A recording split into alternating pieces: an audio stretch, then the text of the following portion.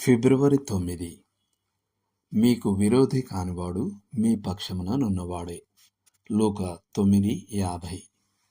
మొదట ఇది మన మునుపటి వచనాన్ని స్పష్టంగా వ్యతిరేకిస్తున్నట్టు కనిపిస్తుంది. కానీ ఇక్కడ ఎలాంటి వ్యతిరేకత లేదు. అక్కడ రక్షకుడు విశ్వసించని పరిసయ్యులతో మాట్లాడుతూ, మీరు నా పక్షమున ఉండని వారైతే మీరు నాకు విరోధులు అని అన్నారు. కానీ ఇక్కడ విషయం వేరు.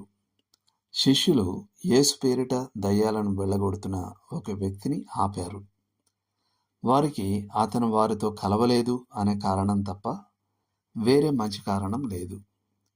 అందుకు యేసు, మీరు వానిని ఆటంకపరచకుడి, మీకు విరోధి కానివాడు మీ పక్షమున నున్నవాడే అన్నారు. రక్షణ విషయానికి వస్తే క్రీస్తు పక్షంగా లేనివారు ఆయనకు వ్యతిరేకంగా ఉన్నారు. కానీ సేవ విషయానికి వచ్చేసరికి ఆయనకు వ్యతిరేకంగా లేనివారు ఆయనకు అనుకూలంగా ఉన్నవారే. ప్రభువుకు సేవ చేస్తున్న ఇతరులను వ్యతిరేకించడానికి మనం పిలువబడలేదు. ఇది పెద్ద విశాలమైన ప్రపంచం.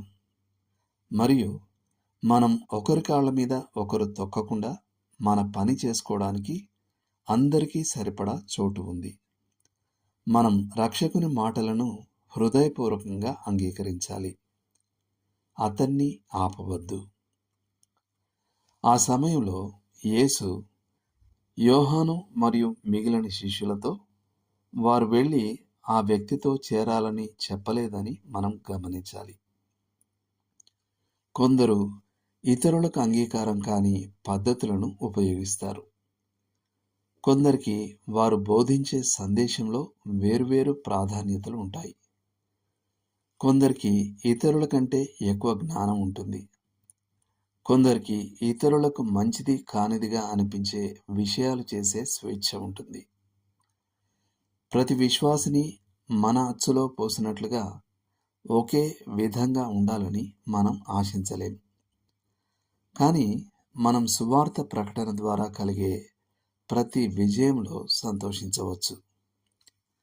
పౌలు ఇలా అన్నాడు, కొందరు అసూయ చేతను కలహబుద్ధి చేతను, మరికొందరు మంచిబుద్ధి చేతను క్రీస్తును ప్రకటించుచున్నారు. వారైతే నా బంధకములతో కూడా నాకు శ్రమ తోడు చేయవలని తలంచుకొని శుద్ధ మనస్సుతో కాక కక్షతో క్రీస్తును ప్రకటించుచున్నారు. వీరైతే నేను సువార్త పక్షమున వాదించుటకు నియమింపబడి ఉన్నానని ఎరిగి ప్రేమతో ప్రకటించుచున్నారు.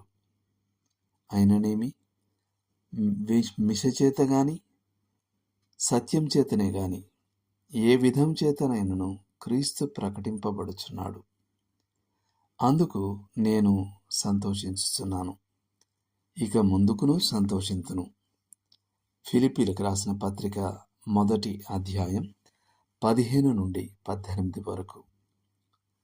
శామ్ షూమేకర్ సూటిగా ఈ ప్రశ్న అడిగారు. మన కాలంలో చీకటిపై వెలుగు చేస్తున్న ఈ గొప్ప యుద్ధంలో మన వ్యక్తిగత అభిరుచికి సరిపోని మిత్రుల మద్దతు మనకు అవసరమని ఎప్పుడు నేర్చుకుంటాం? మరియు క్రీస్తు విరోధి అనే తుఫానుకు వ్యతిరేకంగా పురోగతి సాధించడానికి క్రైస్తవులందరూ కలిసి పనిచేయడం అవసరమని ఎప్పుడు నేర్చుకుంటాం? దేవుడు మిమ్మల్ని దీవించునుగాక. ఆమేన్.